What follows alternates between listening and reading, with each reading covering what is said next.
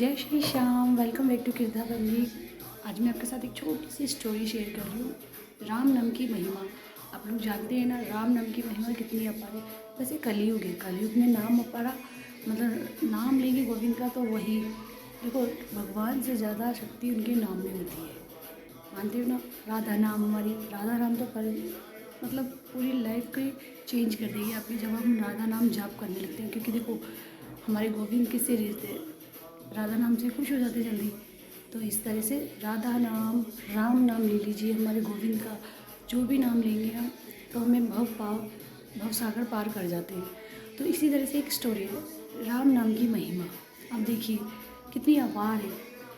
तो दो भाई होते थे, दो भाइयों में से एक बहुत ही मतलब वैष्णवी था, मतलब वो बहुत पूजा करता था, बहुत धार्मिक था। तो वो बहुत पूजा करता था। पूजा करने के बाद और उसको टेंशन होती थी, हाय ठाकुर जी, मेरे जो छोटा भाई है वो तो पूजा करता ही नहीं है। तो वो सोचता था उसकी कैसी दुर्गति होगी, क्योंकि वो चोरी चकारी बहुत सारे गलत काम सब कुछ करता था।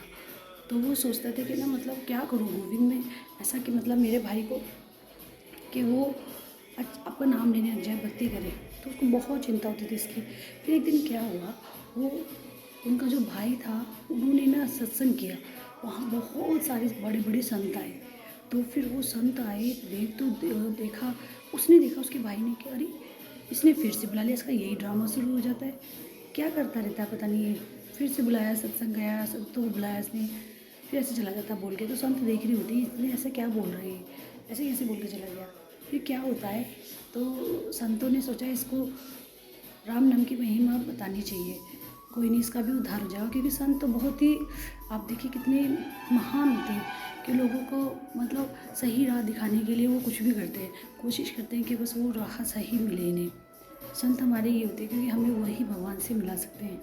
तो फिर क्या करते हैं, तो कुछ लोग उसको ना पकड़ते हैं, संत होते हैं और वो कुछ लोग होते हैं तो उसको ना पकड़ लेते हैं। कुछ लोग पकड़ के फिर संत कहते हैं अच्छा ठीक है। फिर ना एक आदमी उसके गले में ना गर्दन पे चाकू रख देता है। तो कहता है अब तू या तो देख मर जाएगा इससे, मैं तुझे मार दूंगा, या तो तू है ना राम नाम बोल 2 बार, राम राम। तो कहते हैं, तो वो डर गया कि अरे यार ये तो मुझे मार देगा। तो उसने 2 की जगह 6 बार बोल दिया, राम राम राम राम राम राम राम। इस तरह से उसने 6 बार बोल दिया।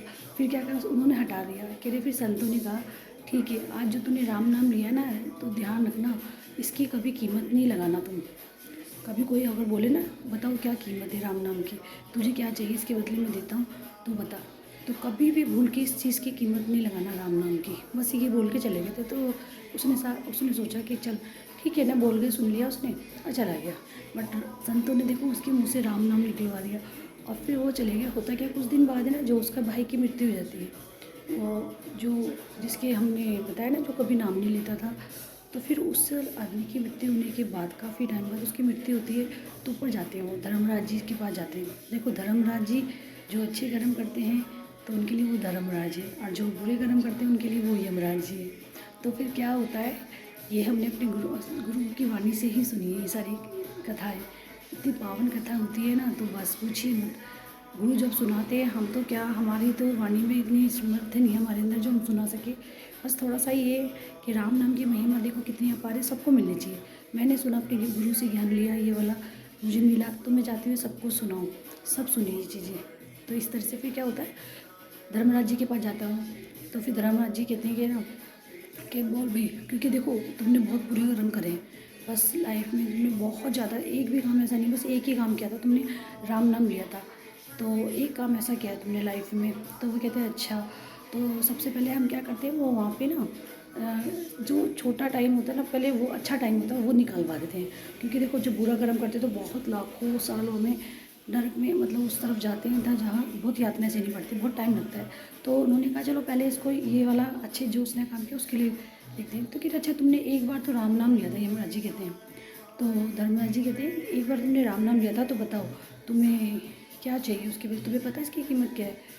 तो तो वो कहते हैं कि तुमने एक बार राम नाम लिया, तो अब तुम बताओ तुम्हें क्या मतलब क्या चाहते हो तुम। एक ही अच्छा काम किया था लाइफ में। तो अच्छा कहते हैं राम नाम लिया था तो उसे याद आता है, हाँ मैंने राम नाम लिया था। इस तरह से संतों ने मुझको राम नाम दिलवाया था। फिर उसे ये बात भी याद रहती है कि संतों ने बोला था कभी भी इसकी कीमत नहीं लगाना। तो वो कहता है कि ना अच्छा मुझे बताओ राम नाम लेने की क्या कीमत है राम नाम की। तो ऐसे वो आदमी होता कहता है, फिर धर्मराज जी कहते हैं ये तो मुझे भी नहीं पता इसके राम नाम की। तो फिर कहते देवता तो हैं ही धर्मराज जी। फिर वो इंद्र देवता को बुलाते क्योंकि देवताओं के देव है वो इंद्रदेव। कि आप ये मुझे राम नाम की कीमत पूछ रहा है तो क्या आप मुझे बता सकते हैं। तो फिर वो बोलने लगते इंद्रदेव जी बोलते हैं कि राम नाम की कीमत कौन बता सकता है, मेरे को तो मुझे तो नहीं, मैं नहीं बता सकता कभी भी इसकी, मुझे पता ही नहीं इसकी राम नाम की कीमत कोई लगा सकता है, कोई नहीं लगा सकता। राम नाम की महिमा कौन बता सकता है। तो फिर कहते हैं अच्छा ठीक है चलो महादेव जी के पास जाते हैं। तो फिर वहाँ कहते हैं धर्मराज और इंद्रदेव देते हैं महादेव जी ये आया है तो इसने बहुत बुरे कर्म करे हैं, देखो कैलाश तक पहुँच गए। जैसे ही पहले तो ब्रह्मा जी के पास जाते हैं, ब्रह्मा जी से पूछते हैं, वो जाते हैं क्योंकि देखो ब्रह्मा जी के यहाँ पहुँचने में ही हमारे सारे पाप नष्ट हो जाते हैं क्योंकि इतनी पावन है वहाँ, जानते हो आप, कोई नहीं पहुँच सकता ब्रह्मलोक। तो फिर वहाँ पहुँचते उसके आधे सारे पाप खत्म हो गए। तो फिर पहुँचता है तो ब्रह्मा जी कहते हैं मैं राम नाम की महिमा कैसे गुणगान कर सकता हूँ, तो उनकी महिमा तो बहुत अपार है, तो उसकी कीमत कौन लगा सकता है राम नाम की। तो ये धर्मराज जी बोलते हैं ये पूछ रहा है कि उसकी कीमत बताओ बोले राम नाम की, ऐसे करके बोला उसने। तो कह रहे ये तो आप महादेव जी बता सकते हैं। तो फिर महादेव जी के पास कैलाश जाते हैं। कैलाश जाने के बाद क्या होता है, फिर वो जाते हैं महादेव जी के पास, पूछते हैं कि महादेव जी इसने ना बहुत बुरे कर्म करे हैं, यमराज जी कहते हैं। तो बस ये पूछना चाहता है कि राम नाम की कीमत क्या है। इस तरह से तो महिमा ये तो कोई भी नहीं बता सकता। तो फिर राम वो भोले बाबा कहते हैं राम नाम की कीमत कोई लगा सकता है क्या, कोई नहीं, ऐसा कोई नहीं है संसार में और ना ही लगेगी क्योंकि उनकी महिमा इतनी अपार है। तुम जानते, मैं कुछ ज़्यादा अच्छे मतलब वर्डों में मैं बता नहीं सकता, बस मैं ये बता सकता हूँ जब समुद्र मंथन के टाइम पे विष निकला था तो वो मैंने पिया तो मेरे मुंह से रा निकला था, रा ऐसा करके मैंने पिया, मैंने डाला, जैसे ही वो मेरे गले के यहाँ तक आया मैंने बोला माँ करके वो यहीं रुक गया, यहाँ से नीचे नहीं गया। तो सोचो राम नाम की महिमा, राम बोलने से वो मेरा जो विष था नीचे नहीं उतरा और कुछ नहीं हुआ मुझे। तो इस तरह से मैं तो यही महिमा बता सकता हूँ, मेरे आराध्य हैं, राम नाम का जाप करता हूँ बस मैं तो फिर कह रहे अब इसके पास जाना पड़ेगा। तो फिर इंद्रदेव कहते हैं चलो विष्णु भगवान राम जी के पास जिनके नाम है उन्हीं के पास जाते हैं, उन्हीं से पूछते हैं इनकी महिमा, उन्हीं के नाम की महिमा। तो कहते हैं ठीक है, फिर जाते हैं वो विष्णु भगवान के पास, राम जी के पास। तो कहते हैं ठाकुर जी से बोलते हैं कि इसने ना बहुत ही मतलब बुरे कर्म करे हैं। अब तो सोचो सब जगह घूम के आया वो, अब वो एक राम नाम लेने से उसके सारे पाप हट गए। वो कहाँ कहाँ मतलब राम नाम लेने की इतनी शक्ति थी, देखो ताकत है कि उसके सारे पाप भी खत्म हुए और उसको सबके दर्शन भी हुए। फिर राम जी बुलाते हैं, कहते हैं राम नाम की महिमा तो ये तो कीमत तो मैं भी नहीं बता सकता, मैं खुद राम हूँ के। तो हाँ बस एक काम करता हूँ, तुम इधर आओ मेरी गोद में बैठो।